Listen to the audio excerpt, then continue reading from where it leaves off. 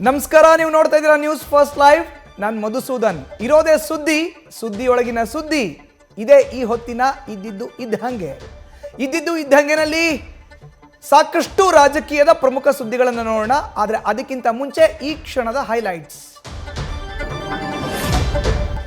CM ಪಟ್ಟಕ್ಕಾಗಿ ಪಟ್ಟು ಬಿಗಿಗೊಳಿಸ್ತಿರೋ ಡಿಕೆಶಿ ಸಕಲ ತಂತ್ರಗಳನ್ನು ಪ್ರಯೋಗಿಸ್ತಾ ಇದ್ದಾರೆ.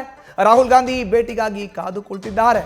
ಈ ನಡುವೆ ಸಿಎಂ ಆಪ್ತ ಸಚಿವರ ಭೇಟಿಯಾಗಿ ತಂತ್ರವನ್ನು ರೂಪಿಸ್ತಾ ಇದ್ದಾರೆ. ದೆಹಲಿಯಲ್ಲಿ ತಮ್ಮ ಬೆಂಬಲಿಗರ ಮೂಲಕವೂ ದಾಳವನ್ನು ಉರುಳಿಸ್ತಾ ಇದ್ದಾರೆ.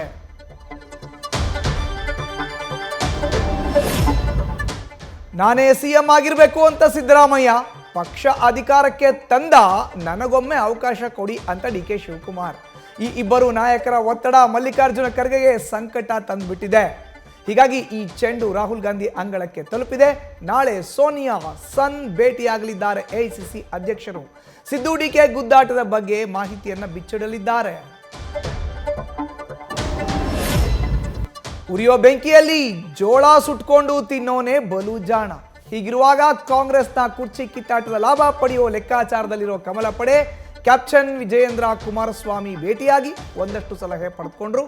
ಕಿತ್ತಾಟದಲ್ಲಿ ಕೈ ಹಾಕಬೇಡಿ, ಆಡಳಿತದ ವೈಫಲ್ಯ ಎತ್ತಿ ಹಿಡೀರಿ ಅಂತ HDK ಸಮರ ಸೂತ್ರ ರೆಡಿ ಮಾಡಿಕೊಟ್ಟಿದ್ದಾರಂತೆ. ನ್ಯೂಸ್ ಫಸ್ಟ್ ನಿರ್ಭೀತಿಯಿಂದ ನಿಮ್ಮ ಪರವಾಗಿ.